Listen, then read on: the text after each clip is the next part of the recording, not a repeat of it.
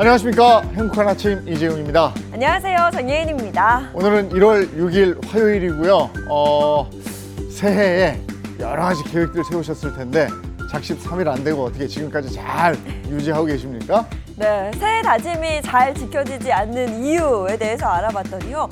목표를 세우는 방식 때문이라고 합니다. 항상 절대와 같은 단정적인 목표보다는 과정에 집중하고 내 일상에서 자연스럽게 목표를 더하는 게 중요하다고 합니다. 네, 어렵게 생각하실 거 없고요. 작심 3일이니까 3일씩 계획 세우면 돼요. 네.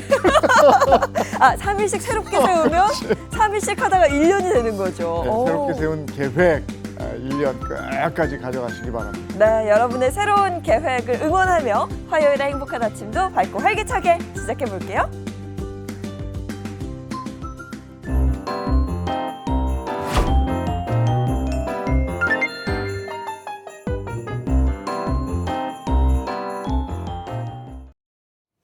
화요일 아침에는 어떤 소식이 들어와 있을까요? 모닝픽 손석구 평론가와 함께합니다. 어서 오세요. 안녕하세요. 안녕하세요. 오늘 모닝픽 어떤 게 준비되어 있습니까? 네, 첫 번째 모닝픽. 최근 11년간 직간접적인 흡연으로 인한 건강의료보험비 지출이 41조 원에 달한다는 연구 결과가 나왔습니다. 이 중 80%가 넘는 금액이 건강보험 재정에서 지출된 것으로 추정됩니다. 자, 다음으로는 해외 주식에 투자하는 국내 투자자의 미국 주식 매수세가 급반등했다는 소식입니다. 새해 첫날 미국 주식 순매수 결제액을 보면 5억 436만 달러, 한화로 7,300억 원으로 집계됐습니다. 자, 세 번째는 보건복지부가 희귀, 중증 난치질환 지원 강화 방안을 발표했다는 소식입니다. 이에 따라 의료비 본인 부담률이 단계적으로 인하됩니다. 네 번째는 딸기값이 폭등하고 있는데 정작 농가에서는 딸기를 폐기하고 있다는데요. 그 원인이 뭔지도 알아보겠습니다. 자, 마지막으로 두바이 쫀드 쿠키, 일명 두쫀쿠의 인기가 절정이라고 합니다. 네. 비싸게는 한 개에 10,000원이 넘기도 하는데 오픈런에 품절 대란까지 이어지고 있습니다. 네, 다양한 소식들이 들어와 있는데요. 이 가운데 오늘 집중적으로 살펴볼 모닝픽 어떤 이야기일까요? 네, 의료비 부담이 큰 희귀 중증 난치 질환 환자의 건강보험 본인 부담액이 단계적으로 인하됩니다. 보건복지부는 지난 5일 희귀 중증 난치 질환 지원 강화 방안에 관한 브리핑을 열었고요. 이 같은 내용을 발표했습니다. 고액의 의료비가 들고 지속적인 치료 관리가 필요한 이들의 선정 특례 지원을 암 환자 수준으로 강화하겠다는 겁니다. 사람이 몸이 아플 때 몸이 아픈 것도 힘들지만 네. 이 병원비 부담 때문에 본인은 물론이고 가족들까지 힘들어지는데 이 구체적으로 어떤 부분들이 되는 거예요? 네, 우선 큰 틀에서 보면 이 산정 특례에 대한 제도가 확대 강화되는데요. 산정 특례는 이 암이나 심장 뇌혈관 질환처럼 이 중증 질환을 앓는 경우에 건강보험 본인 부담률을 낮춰주는 제도입니다. 이에 따라서 희소 중증 난치 질환의 건강보험 본인 부담률이 현행 10%에서 5%로 단계적으로 인하될 방침입니다. 또 당장 이번 달부터 산정 특례 적용 대상 희귀 질환 범위도 넓어지는데요. 선천성, 기능성 단장 증후군 등 70개 질환이 새로 포함됩니다. 이와 더불어 저소득 희귀 질환자의 건강보험 본인 부담을 완화하는 희귀 질환 의료비 지원 사업도 이 부양자의 가구에 대해 별도 적용하던 소득 재산 기준을 2027년부터 단계적으로 폐지한다는 방침입니다. 그런데 이런 희귀 질환의 경우에는요. 치료약을 구하는 것도 이거 쉽지 않은 걸로 알고 있거든요. 네, 이에 그렇습니다. 대한 뭔가 지원책도 마련이 됐을까요? 네, 보건복지부는 환자들의 치료제 접근성을 높이기 위해서요. 희귀질환 치료제의 이 건보 신속 등재를 제도화하기로 했습니다. 급여 적정성 평가나 또 약가 협상 절차를 간소화해서 건보 등재 기간을 기존 240일에서 100일 이내로 단축할 계획인데요. 이를 통해서 치료가 시급한 환자들을 돕겠다는 겁니다. 여기에 그동안 수요가 적어서 환자들이 해외에서 직접 샀던 자가 치료용 의약품들이 있는데요. 올해부터는 정부가 이를 직접 주도해 구매하고요. 또 공급하는 긴급 도입 품목으로 전환합니다. 또 공급 중단 우려가 있는 필수 의약품에 대해서는 주문 제조 활성화를 추진할 계획입니다. 또 현장에서 환자들의 불편사항으로 지적됐던 절차 이 부분들도 개선이 된다면서요? 네, 이 산정 특례를 적용받기 위해서 5년마다 반복해야 했던 재등록 절차가 환자 중심으로 재편됩니다. 그동안 희귀 중증 난치 질환 312개에 대해서는 재등록 때마다 별도의 검사 결과를 제출해야 됐는데요. 하지만 앞으로는 이런 절차가 생략됩니다. 완치가 어려운 질환 특성상 별도 검사가 불필요하다는 현장 의견을 반영한 조치이고요. 환자들의 행정적 부담도 한층 줄어들 전망입니다. 아울러 희소질환의 적절한 치료와 관리를 위해서 사는 지역에서 계속 치료와 관리를 받을 수 있도록 진료 체계도 정비가 되는데요. 희소질환 전문기관 지난해 13개 시도에서 17개 기관에서 올해는 15개 시도 19곳으로 늘어나게 되고요. 내년에는 더 확대해서 이 지역 안에서 진료가 이루어지는 지역 완결형 진료 체계를 구축한다는 계획입니다. 네, 이번 대책으로 희귀 중증 질환 환자들이 치료비와 약 걱정을 좀 덜고 실질적인 도움을 얻길 바랍니다. 자, 다음 모닝픽은요. 네, 이 겨울철을 대표하는 과일이 바로 딸기죠. 이 딸기의 가격이 폭등하는 와중에 산지에서는 폐기되는 일이 벌어지고 있습니다. 먼저 딸기 가격이 얼마나 올랐는지부터 알아보겠습니다.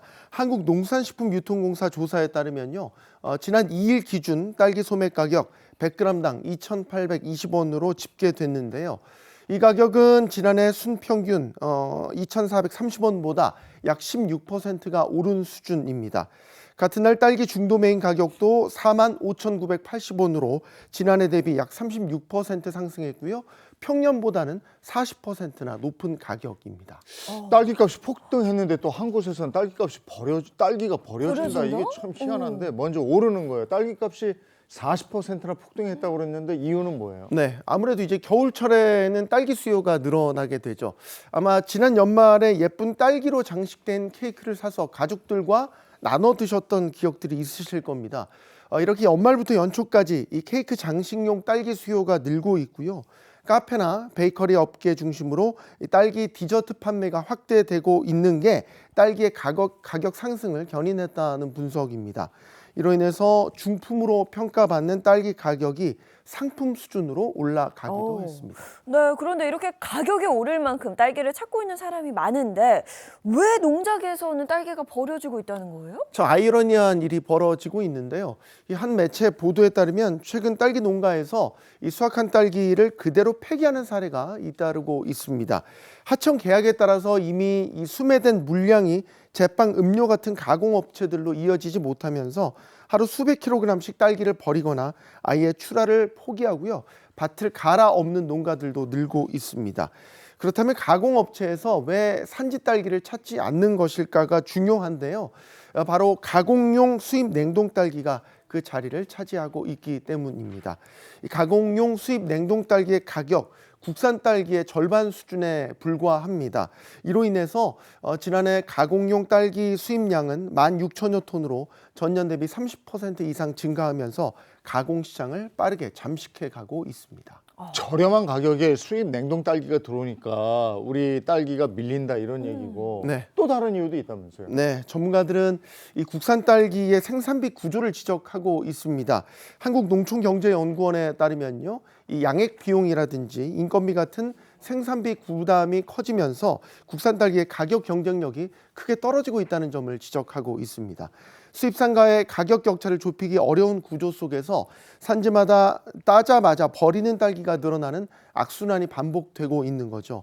결과적으로 소비자들은 비싼 딸기 가격에 부담을 느끼게 되고 농가는 농가대로 처리하지 못한 물량으로 손실을 얻게 되면서 딸기를 둘러싼 유통구조 전반에 대한 개선이 필요하다는 지적 나오고 있습니다. 아이고, 소비자는 비싸게 사 먹고 생산자는 이게 수지가 안 맞으니까 버리고 생산자하고 소비자하고 다 이게 고민이군요. 딸기가 그랬군요. 네. 알겠습니다. 지금까지 손석구 평론가와 함께했습니다. 고맙습니다. 고맙습니다. 고맙습니다.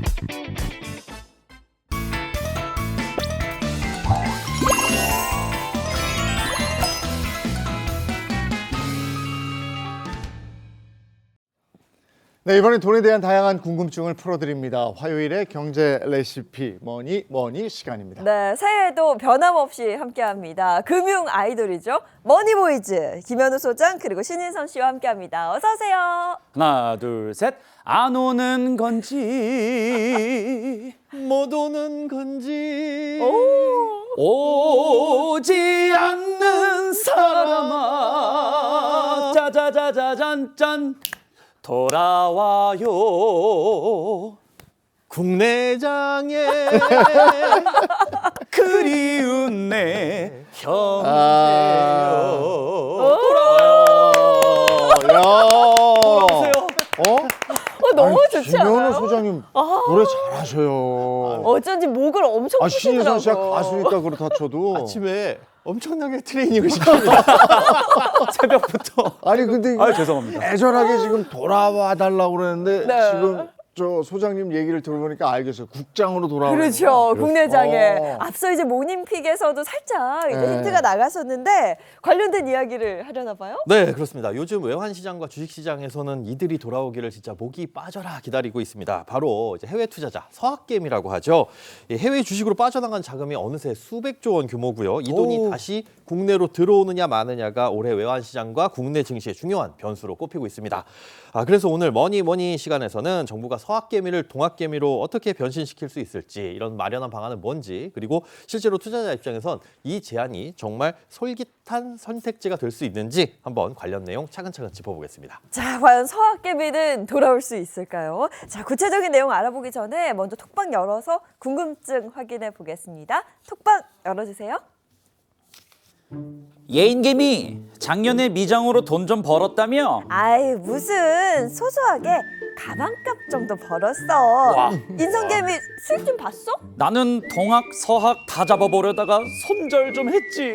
근데 너 그 얘기 들었지? 이번에 국장으로 확실히 갈아타면 세금 혜택 준다는 거 이참에 정리를 좀 해보는 건 어때? 그럴까? 동학으로 확 틀어버려? 무슨 말을 못해. 아이, 갈아타더라도 좀 제대로 알아보고 해야지. 알았어. 새해엔 신중한 개미로 거듭나 볼게. 아, 성급한 개미였어요. 네. 과연 서학개미가 귀순개미가 될 수 있을 건지 상황부터 한번 점검을 해보죠. 해외 주식에 투자하는 국내 투자자들이 어느 정도 됩니까? 규모가? 네, 뭐 가장 많이 투자하는 미국을 중심으로 말씀을 드리면요. 2025년 작년 12월 26일까지 미국 주식 보관 금액 1,667억 달러로 집계됐는데요. 우리 돈으로는 240조 원이 훌쩍 넘는 돈이죠. 작년 1월에는 이게 1,137억 달러였거든요. 1월에 비해서 12월에 46% 증가를 했습니다. 이 순매수 흐름을 봐도 증가세는 뚜렷한데 미국 주식 순매수 규모는 2021년에 207억 9천만 달러 정도에서 작년에는 327억 달러, 약 47조 원 정도 늘어나서 57% 증가를 했습니다. 아니, 보니까 여러 면에서 서학개미들의 자금력, 그러니까 좀 체급이 달라진 걸 알 수가 있는데요. 그러면 국장 복귀 설득을 위해서 정부는 좀 어떤 방안을 내놓았는지 궁금합니다. 네, 많은 당근을 내놨습니다. 작년 12월 24일 기재부에서 내놓은 국내 투자 외환 안정 세제 지원 방안, 요거 살펴보면요. 핵심을 정리하면 이렇습니다. 이 서학개미가 해외 주식 정리하고 그 정리한 돈으로 국내 주식을 살 경우에 양도소득세 부담을 한시적으로 크게 덜어주겠다. 네, 구체적으로는 2025년 12월 23일까지 보유하고 있던 해외 주식을 매각한 뒤에 그 원화로 환전해서 국내 주식에 1년 이상 투자를 하게 되면 해외 주식 양도소득세를 1인당 양도차익 5천만 원 한도로 1년 동안 면제를 해주겠다. 오. 일단 딱 들었을 때는 네. 당근책이 맞는 것 같은데요. 네. 실제로 계산기 두들겨 보면 혜택이 어느 정도예요? 엄청나게 큽니다. 이 해외 주식에 투자해서 수익이 나면 그 수익에 대해서 22%를 과세하게끔 되어 있거든요. 어머. 1,000만 원 수익이 났다 그러면 단순 계산하면 220만 원 세금을 내야 그쵸. 되는데 이번 정부 제안대로 국장으로 복귀하면 해외 주식 투자 수익이 연간 250만 원을 초과하고 5천만 원 이하인 투자자들은 세금을 크게 아낄 수 있습니다. 예를 들어 1,000만 원의 수익이 발생했다면 250만 원까지는 세금을 부과하지 않아요. 그리고 750만 원에 대해서 22%, 165만 원 정도의 세금을 내야 되는데 이번 정부의 방안에 따라서 국장에 복귀한 투자자는 세금이 전혀 없습니다. 와. 와. 게다가 수익이 커질수록 그 차이는 더 벌어지는데 만약에 연간 수익 5천만 원을 기준으로 계산했다. 내가 투자를 오래 해가지고 수익이 5천만 원 났다. 이대로 지금 정부 방안대로 간다면 1,045만 원을 원래 세금을 내야 되는 걸 한 푼도 안 내도 된다는 소리입니다. 돈이 지금 수백에서 천 단위까지 왔다 갔다 하는 건데 컴백홈에 화답할 만한 서학개미들이 많이 있을까요? 근데 여기서 한 가지 더 알아두셔야 될 게 언제 돌아오느냐, 컴백홈을 언제 하냐. 엄마가 와! 그럴 때 바로 와야 되잖아요. 이 혜택이 좀 달라진다는 겁니다. 국내 복귀 시점이 1분기에 복귀하게 된다면 100%, 2분기에 복귀하면 80%, 3분기에 복귀하면 50%까지 순차적으로 감면을 해준다는 겁니다. 역시 인생은 타이밍입니다. 그러니까 이게 보시면 줄을 빨리 서면 혜택도 좀 커진다는 이야기인데 줄 설 때 필수적으로 개설해야 되는 계좌가 또 있다고 하던데요. 네, 우리 식당에서도 줄 설 때 번호표 뽑잖아요. 네. 마찬가지입니다. 세제 혜택 받으려면 새롭게 출시되는 국내 시장 복귀 계좌라는 전용 계좌를 우선 가입을 하셔야 됩니다. 아니 뭐 지난해 ISA하고 IMA까지 소장님 많이 배웠거든요. 일명 2사 2마. 그렇죠. 많이 배웠는데 여기에 뭐가 또 추가가 됐습니다. 뭐 이거는 어떻게 읽어야 돼요? 추가됐습니다. 리아예요? 리아. 뭐예요? RIA. 아직까지 이제 출시가 안 되다 보니까 이걸 뭘로 읽느냐는 먼저 읽는 사람이 정하는 것 같아요. 리아요, 여기서 리아. 리아로. 네. 자, 해외 주식 팔고 국내 주식을 갈아타는 투자자한테 한시적으로 제공하는 계좌입니다. 해외 주식을 매도하면 우리가 미국 주식을 팔았다. 그러면 내 계좌에는 달러가 있잖아요. 네. 근데 그 달러가 지금 우리 외환시장에 부족한 거니까 이거를 외환시장에 공급하려면 달러를 다시 원화로 바꾸게끔 해야 됩니다. 그럼 원화로 살 수 있는 무언가를 사게끔 유도를 해야 되겠죠. 그래서 이 리아 계좌 내에서 달러를 그러니까 해외 주식을 팔고 손해진 달러를 국내 시장에 복귀를 하게 되면서 달러를 다시 외환시장에 공급하는 그런 환율 안정 효과를 기대하는 거거든요. 투자자 입장에서는 이 계좌에 넣어서 미국 주식을 팔게 되면 여기에서 발생하는 뭐 세금 부담을 줄일 수 있고 서학개미 입장에서는 세금 부담을 줄이면서 안정적으로 뭔가 현금 자산을 마련한다 이런 역할도 하게 되는 거죠. 그런데 이게 새롭게 만들어지려면 증권사 시스템을 새롭게 구축을 해야 돼서 아마 1월 말에서 2월 정도는 돼야 이 리아에 가입할 수 있을 거거든요. 아니 근데 이렇게 혜택을 쭉 정리를 해보니까 고민이 될 수 있을 것 같아요. 이게 안 그래도 양도세 때문에 좀 골치가 아팠는데 지금이 기회인가? 좀 이때 좀 매도를 하고 정리를 해볼까? 이렇게 충분히 생각하실 것 같거든요. 근데 어. 아직 잘 모르겠다. 그러니까 세금을 내더라도 미장이 수익률 면에서는 더 맞다. 좋은 거 아니냐 이렇게 생각하는 분들도 많으실 텐데 전문가들 반응은 어떻습니까? 일단 전문가들 반응을 한마디로 정리하자면 이 제도는 좋은데 기준이 아직 불명확하다. 이게 뭐가 뭔지 모르겠다라는 겁니다. 해외 주식에 쏠린 자금을 국내 쪽으로 들여오게끔 하는 이 취지 자체는 긍정적으로 보이지만 정작 투자자들이 실제로 움직이기에는 이거 어떻게 해야 돼? 아직 정리되지 않은 기준이 많아서 그렇습니다. 국내 주식으로 갈아탄 투자자한테 세제 혜택을 주겠다라는 건데 그렇다면 기존의 해외 주식을 12월 23일까지 보유하고 있던 사람만 해당이 된다라는 선은 그어놨어요. 그럼 그 이후에 취득한 해외 주식은 어떻게 되며 또 그 이전에 갖고 있었더라도 또 그 이후에 판 사람은 다시 이런 혜택을 받을 수가 없는 건지 그리고 이걸 판 다음에 국내 주식에 복귀를 했을 때 보유한 국내 주식은 어느 정도까지 보유를 해야 되는 건지 이런 핵심적인 조건들이 아직 명확하지가 않다는 겁니다. 네. 뭐 최근에는 국내 주식을 사야 된다 처음에 얘기가 나왔었지만 최근에 채권도 인정해주겠다, 뭐 ETF도 인정해주겠다 이런 얘기도 나오고 있거든요. 그래서 아직은 이 제도를 둘러싸고 이제 시장이 좀 혼란스러운 모습을 보이고 있습니다. 그러니까 아직 세부 조건들이 완전히 완비가 된 게 아니라서 그렇죠. 더 갈팡질팡할 것 같은데 그래도 이렇게 생각하는 분들은 유비무환이라고 뭔가 좀 완비된 것들, 궁금한 것들 이런 것들을 짚고 넘어가야 될 거 아니에요. 이런 네. 부분은 뭐가 있습니까? 그래서 저희가 네. 또 준비를 해봤습니다. RIA에 대한 구체적인 궁금증들 몇 가지 준비해봤는데요. 자, 첫 번째 질문입니다. 자, RIA를 통해 국내 상장된 미국 주식 ETF를 사도 세제 혜택이 가능한가요? 라는 질문입니다. 그러게요. 요즘 ETF 열풍 불면서 S&P 500, 나스닥 100 같은 이런 상품들 네. 국내 증권사에서 해외 상품들을 많이 사는 ETF 상품들이 많잖아요. 맞아요. 근데 이게 국내 상장된 상품을 사는 거니까 혜택을 좀 받을 수 있지 않을까라는 생각이 드는데. 이거 쉽게 얘기해서 우리 수입품을 안 사고 국산품을 애용하면 뭔가 혜택을 드리겠습니다라고 하는데 전통시장에서 파는 물건이에요. 근데 메이드인 어디 해외. 해외요. 외국 거야. 이걸 사도 내가 전통시장을 이용했으니까 혜택을 줘야 되는 거 그럼요. 아니야? 한국에 샀으니까. 이용했잖아요. 이게 해외에서 온 거기 때문에 안 됩니다. 아유. 이게 미국 주식 ETF 같은 경우에는 국내 시장에 상장되어 있는데 그 상품의 구조를 보면 결국 이 상품을 산다, 투자한다라는 건 그 돈이 미국 주식을 사게끔 설계가 되어 있는 거거든요. 그래서 미국 주식 ETF를 투자하는 순간 미국 주식을 사는 것과 마찬가지이기 때문에 지금 나온 설명을 종합해 보면 국내 상장 미국 주식 ETF까지 세제 혜택 대상에 포함될 가능성은 굉장히 낮아 보입니다. 자 질문 하나 더 볼까요? 네. 네. 1년간 국내 주식에 투자를 해야 하는 조건인데 중도에 이탈하면 세제 혜택은 전혀 받을 수 없느냐 이런 건데 어떻습니까? 오, 맞아. 네, 이 부분도 정부 설명을 종합하면 1년 보유 요건을 채우지 못하면 이미 감면받은 세금을 전부 다 추징하겠다라는 방향으로 설계가 되어 있습니다. 그렇죠. 그러니까 중간에 빠져나가도 뭐 여기까지는 혹은 일부는 혜택을 드리겠습니다 같은 예외를 두지는 않겠다 이런 쪽에 무게가 실려 있는 상황인데요.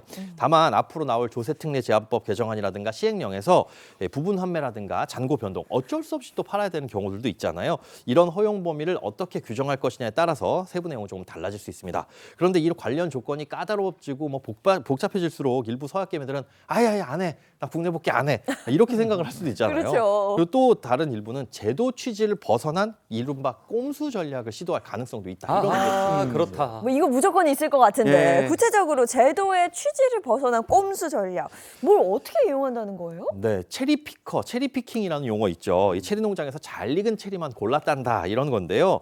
불리한 건 놔두고 이익이 되는 것만 쏙쏙 뽑아가는 겁니다.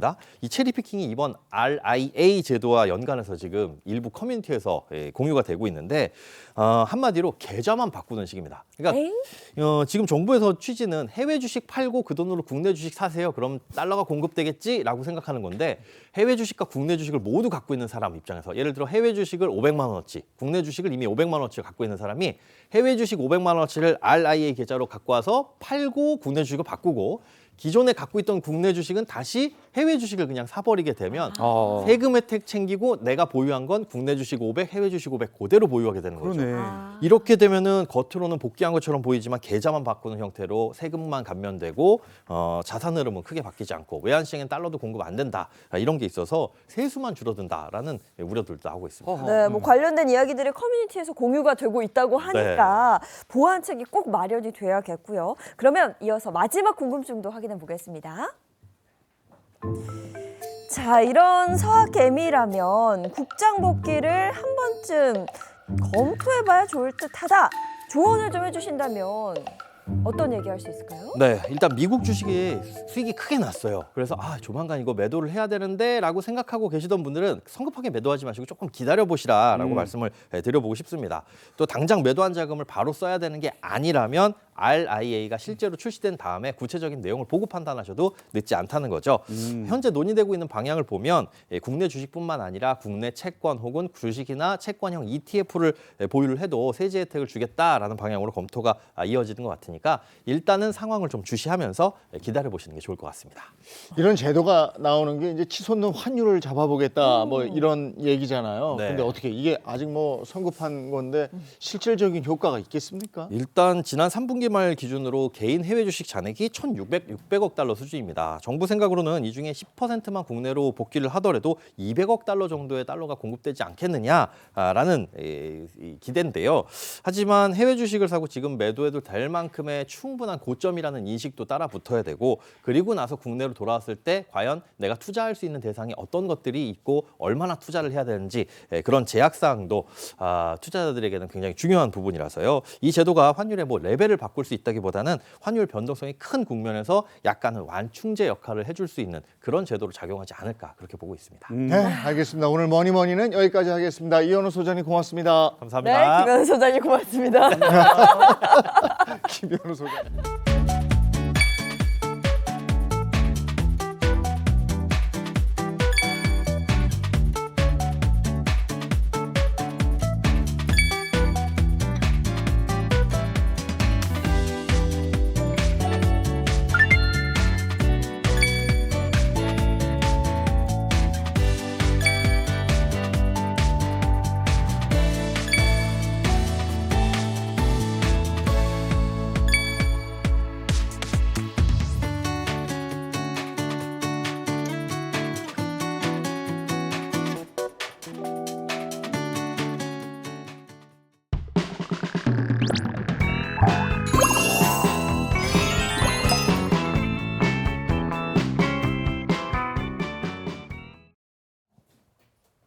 행복한 아침 함께하고 계신 지금 시각이 8시 31분을 향해 가고 있습니다. 이번에는 맛있는 얘기를 하겠습니다. 이보은의 사계식탁 시간입니다. 이보은 선생님 어서 오세요. 안녕하세요. 안녕하세요. 그렇죠.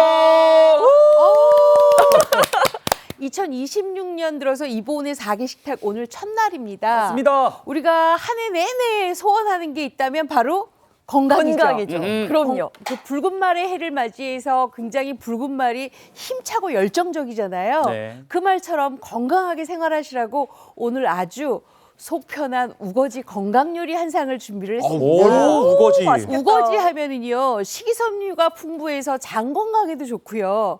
비타민 C가 많아서 감기 예방에도 아주 좋잖아요. 이렇게 아주 맛있는 우거지를 이용을 해서 구수하면서도 담백한 우거지 등심 불고기를 만들 거예요. 맛있겠죠? 야, 네. 이거 봐라. 고기 좀 먹어야 우리가 든든하잖아요. 맞아요. 그럼요. 여기에다가 굉장히 몽글몽글하게 아주 부드러운 우거지 달걀탕까지 준비했으니까 건강한 한 끼 시작해 보도록 하겠습니다. 야, 이게 새해 첫 사계 식탁 메뉴로 손색이 없어요. 그럼요. 우거지 많이 먹고 올 한해 힘차게 노래해 보도록 하겠습니다, 선생님. 와우, 굿. 잘 부탁드려요. 네. 우걱 먹어야지. 자, 일단 우거지 준비를 했습니다. 우거지 그러면 우리가 이렇게 배추의 겉잎 부분을 우거지라고 하죠. 네. 그럼 시래기는 뭘까요? 시래기는 무. 네, 네. 무청을 말려놓은 걸 시래기라고 네. 하죠. 다르게 헷갈리시면 보인다. 안 그거 돼요. 좋아해요. 오늘은 우거지 메뉴예요. 뭐 얼마 있다가 또 제가 시래기를 할 수도 있어요. 오늘은 우거지입니다. 이 우거지는요, 이렇게 겉잎 깨끗하게 씻어서 끓는 물에 소금을 약간 넣고 무르게 데쳐내면 되는데요. 우리가 우거지를 삶는다 그러면 끓는 물에 소금 넣고 우거지 넣고 끓여요. 얼마 정도 끓이느냐 아니면 센 불에서 한 5분에서 6분 정도 끓이고 난 다음에 그냥 불을 꺼서 그냥 두세요. 그럼 부들부들해지거든요. 그걸 가지고 찬물에 헹궈서 쓰시면 되는데 그게 바로 요거예요. 오, 여기 손이 네. 확 죽어요. 네, 확 죽었죠. 자, 그렇기 때문에 요거 그냥 이렇게 손으로 쭉쭉쭉쭉 찢으세요. 손맛이죠. 요거는 손으로 찢어야 맛있더라고요. 맞아요. 이게 또 칼 대면 좀 맛이 좀 덜한 것 같아요. 맞아요. 그렇죠? 이렇게 이제 손으로 쭉쭉 찢어서 이제 준비를 해놓으세요. 자, 그러고 난 다음에는 요걸 적당하게 이제 좀 썰어야 되겠죠. 아무래도 너무 길면 먹기가 좀 그러니까 적당하게 썰으세요. 우리가 오늘 뭘 하고 같이 할 거냐면 쇠고기 등심하고 같이 할 거예요. 네. 그렇기 때문에 쇠고기 등심에 그 얇은 슬라이스 된 것과 같이 함께 잡수시면 훨씬 더 식감이 좋으니까 이렇게 준비를 해 놓으세요.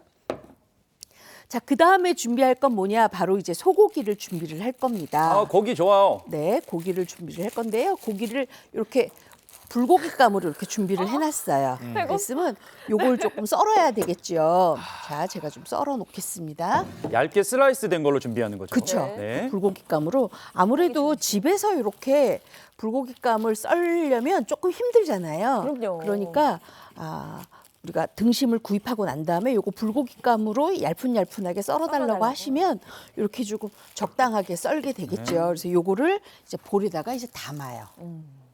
색깔 좋다. 싱싱합니다. 아우. 고기 몇 그램 하셨? 요거 지금 400g이에요. 400g. 네, 400g이면은 예인 씨 두 식구 사시죠? 그렇죠. 그러면은 한 두 끼 먹을 분량이에요. 자, 이렇게 좋네요. 준비를 했어요. 자, 혼자 다 먹을 수 그랬으면 있잖아요. 그렇죠. 예. 자, 이제부터 들어갑니다. 이보은의 꿀팁. 빠밤. 자, 이제 여기에다가 되도록이면 우리가 간장 양념해서 불고기 하잖아요. 오늘은 우거지하고 짝꿍을 만들었기 때문에 고추장으로 양념을 합니다. 자, 그래서 고추장을 먼저 이렇게 넣어주세요. 고추장 좋다. 그렇죠? 자, 그랬으면 고추장의 약간 텁텁한 맛도 없앨 뿐만 아니라 고기를 굉장히 부드럽게 하려면 여기에는 특별히 과일즙이 들어가는 게 좋습니다. 그래서 뭐가 들어가느냐? 바로 사과즙이 들어갑니다. 우리 집 배가 많은데 배즙 안 될까요? 왜 안 돼요? 배즙 넣으셔도 좋습니다. 그래요? 근데 먹다 남은 파인애플이 있는데 키위가 있는데 요거 안 될까요?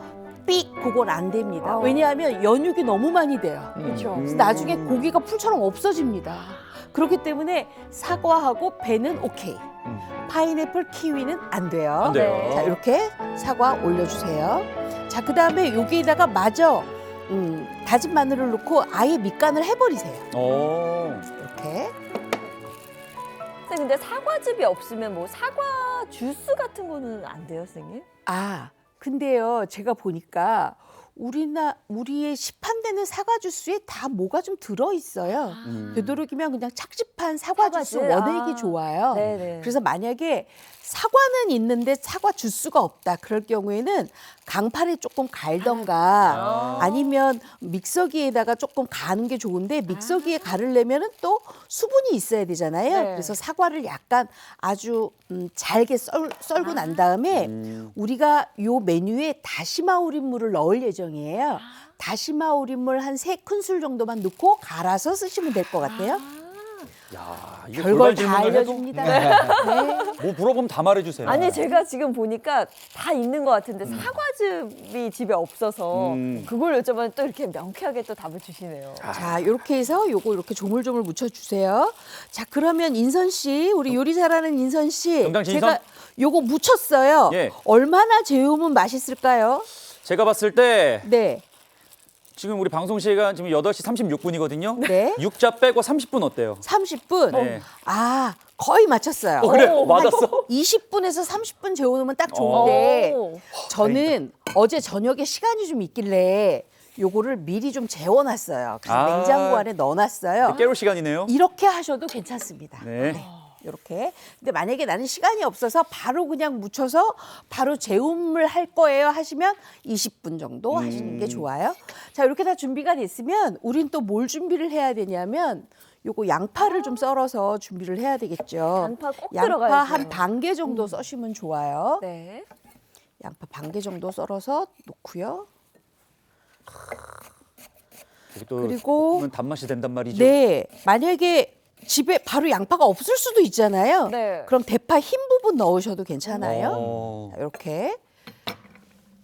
그리고 쪽파가 좀 들어가면 좋습니다. 그래서 쪽파도 윗부분 조금 이렇게 좀 길이를 좀 맞춰가지고 너무 디테일. 두꺼우면 요거 먹고 돌아다니잖아요. 네. 그러니까 이렇게 해서 한 2cm 정도로만, 2, 3cm 정도로만 이번 쌤은 썰어서 그 채소하고 야채로 꽃꽂이 하시는 것 같아요. 예술 작품. 항상 이쁘게 이렇게.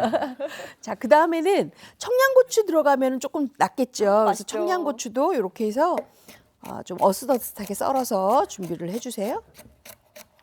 근데 뭐 등심에다가 고추장 양념해서 불고기 한다 그러면 이거는 맛이 없을 수가 없어요. 그렇죠. 요거는 정말 맛있죠. 아, 요거는 뭐 근데 많은 분들이 이거 돼지고기로 하면 안 될까요? 왜 안 돼요? 돼지고기도 하셔도 돼요. 그러게요. 돼지고기 앞다리살, 앞다리살. 불고기감으로 준비를 하고 난 다음에 준비하시는데 단 돼지고기잖아요. 그렇기 때문에 약간의 맛술을 조금 넣어주시는 게 훨씬 더 좋기도 해요.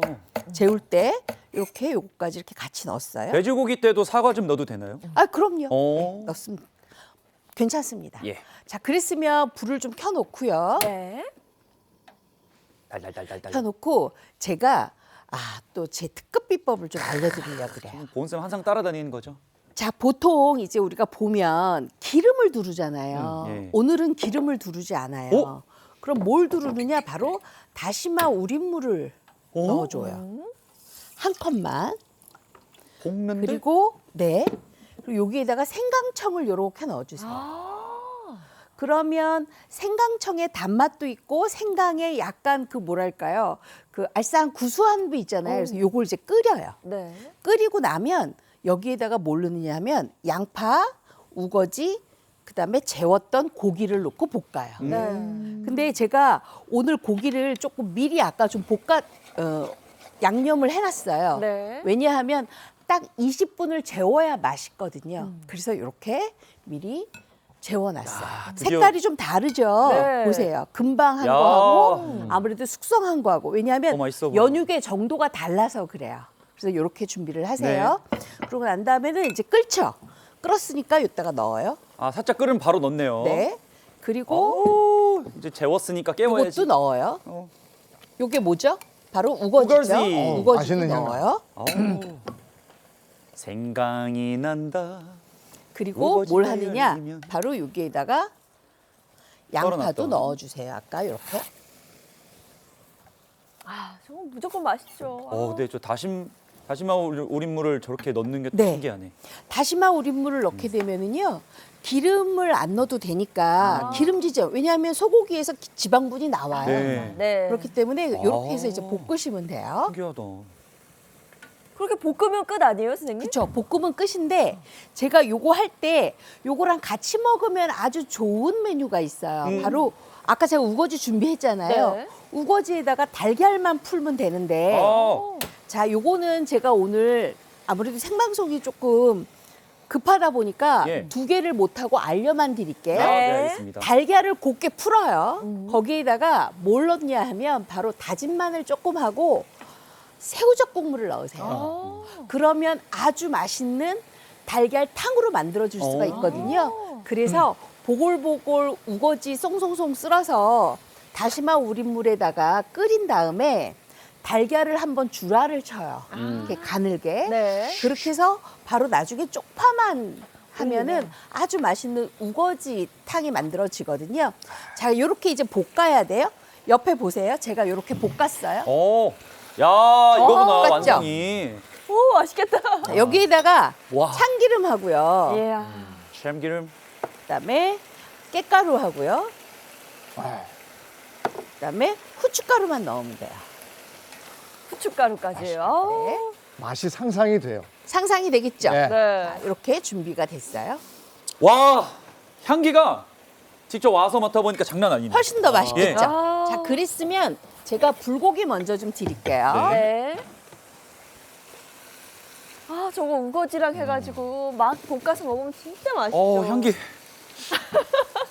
우거지 새롭죠? 등심 불고기입니다. 네, 우거지 등심 불고기예요. 와, 이 우거지가 아주 맛있겠습니다. 예술입니다. 요거. 아, 가까이서 보니까 우거지가 많이 들어가 있다. 네. 신기하다. 우거지 들어간 건 처음인 것 같아요. 네. 우거지는 뭐 뼈다귀 감자탕 이런 데서만 저는 이렇게 먹었지 드셔보세요. 볶음에서는 안 먹었거든요. 잘 먹겠습니다. 네, 많이 잡수세요. 와, 향! 아, 이게 오니까 향이 싹 넘어오네. 자, 그랬으면 그거랑 같이 이제 잡수실 게 뭐냐 하면 바로 요거예요. 우거지 달걀. 와, 달걀탕에다가 우거지에 고기 향이 싹 배가지고 쪽파를 우거지가 이렇게 고기가 넣고. 됐네. 그 우거지가 하나도 질기지가 않아요. 그쵸? 굉장히 이렇게 부드러워요? 부드럽잖아요. 우거지 원래 좀 질긴데? 이 우거지도 탕에다 넣으니까 이렇게 잘 풀어진다. 이렇게 달걀탕으로 준비하시면 예. 요것도 아주 맛있습니다. 네. 야, 선생님 이거 완전 다른 반찬 필요 없이 그쵸? 얘랑 진짜 국만 해서 딱 먹으면 맞아요. 이렇게. 와, 와, 맛있다. 이거 탕 향기도 장난 아닙니다. 한번 드셔보세요. 야, 이거는 우거지 달걀탕. 네. 이건 처음 먹어봐요. 처음 잡숴 보시죠. 네. 요거 정말 맛있습니다. 와, 우거지를 이렇게 달걀탕도? 어때요? 와, 맛있죠? 너무 깔끔해요, 네. 선생님. 맞아요. 이때는 진짜 깔끔해. 맞다. 어떻게 이렇게 맛이 나지? 우거지가 원래 식감이 이렇게 좋았나? 너무 부드럽고 아무래도 고추장 양념이니까 탕은 이렇게 맑은 탕이 진짜 잘 어울리는 것 같아요. 네, 맞아요. 그래서 이렇게 우거지 등심 불고기 고추장 양념으로 해서 만들고 거기에다가 우거지 달걀탕까지 이렇게 깔끔하게 우거지 건강 한상을 만들어 놓으시면 아주 좋겠지요. 네, 너무 맛있게 잘 먹었고 선생님 다음 주 뭐 해볼까요? 다음 주에는요, 제가 아주 귀한 메뉴 미나리 숙채 들고 옵니다. 아주 변신을 할 거니까요, 기대 많이 하셔도 좋습니다. 네, 알겠습니다. 선생님 이번 주도 고맙습니다. 고맙습니다. 자, 이어서 날씨 알아보겠습니다. 문단영 기상캐스터 나와주세요. 네, 오늘 아침은 어제보다 춥습니다. 현재 서울의 기온은 영하 7도를 보이고 있는데요. 낮부터는 다시 기온이 차차 오르면서 어제보다 기온이 높아지겠습니다. 한 주간 기온이 들쭉날쭉할 것으로 보이니까요. 체온 조절에 신경 써주셔야겠습니다. 자세한 이번 주 기온 전망 보시면요. 내일은 다시 평년 수준의 기온을 보이겠고요. 목요일에는 서울의 아침 기온이 영하 9도까지 뚝 떨어지면서 반짝 추위를 보이겠습니다. 이후 금요일 아침까지 춥다가 낮부터는 다시 평년 기온을 회복하겠습니다.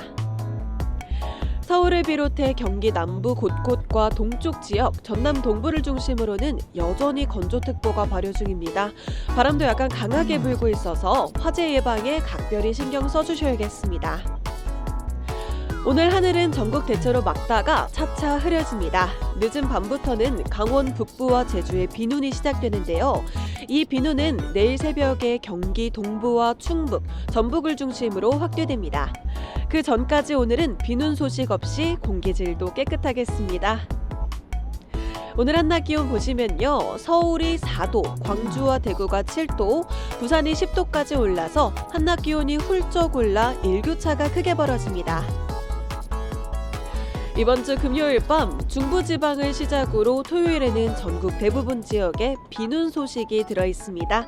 주말 계획에 참고하시길 바랍니다. 지금까지 날씨 전해드렸습니다.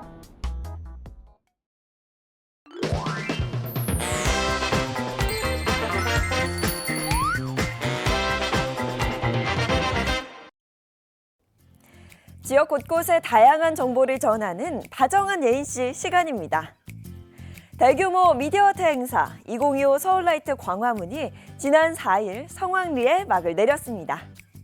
약 3주 동안 열린 이번 행사에는 누적 300만 명에 가까운 관람객이 광화문을 찾았는데요.